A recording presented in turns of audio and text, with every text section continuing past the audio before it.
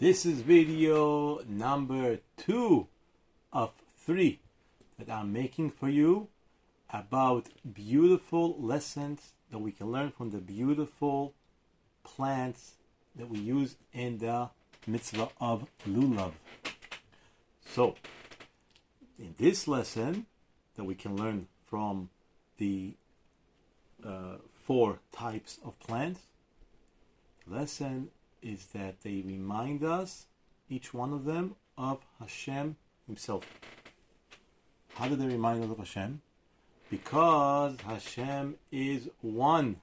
Like we say, Shema Yisrael, Hashem Elokeinu, Hashem Echad, one. Hashem is one. And because Hashem is one and He created the world, so He created also in the world some things that are either one, or they're not one, but they are few things that come together. Being together is like being one.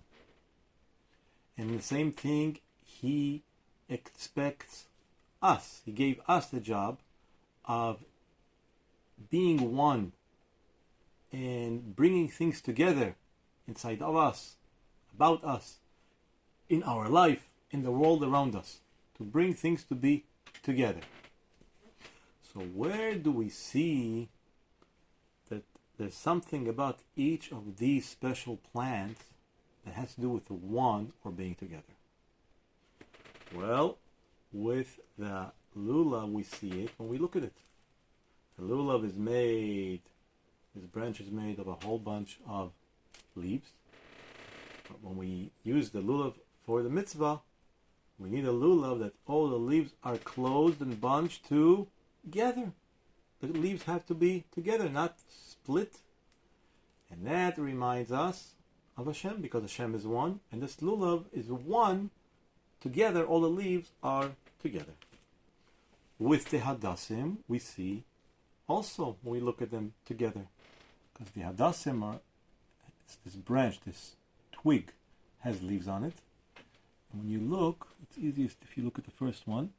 If you look here, it's 3 leaves.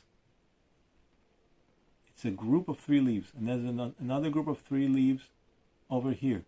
It's another group of 3 leaves, another group of 3 leaves, another group of 3 leaves. The whole lulav is 3 leaves, groups of 3, a lot of groups. Each group has 3 leaves, and the 3 leaves, each one, all 3 have to come from the same spot on the branch. So we see the 3 leaves are together.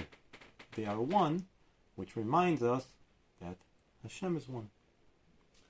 With the aravis, we can also see it, but we can't see it in the one that I have here because it's already in the house.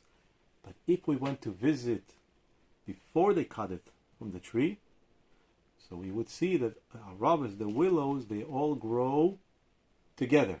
There's a bunch of them that grow together, like brothers. Not separate, far apart, they grow together. So with the aravis, if we go to the place where they cut them, before they cut them, we would also see this idea of being together, one, which reminds us of Hashem.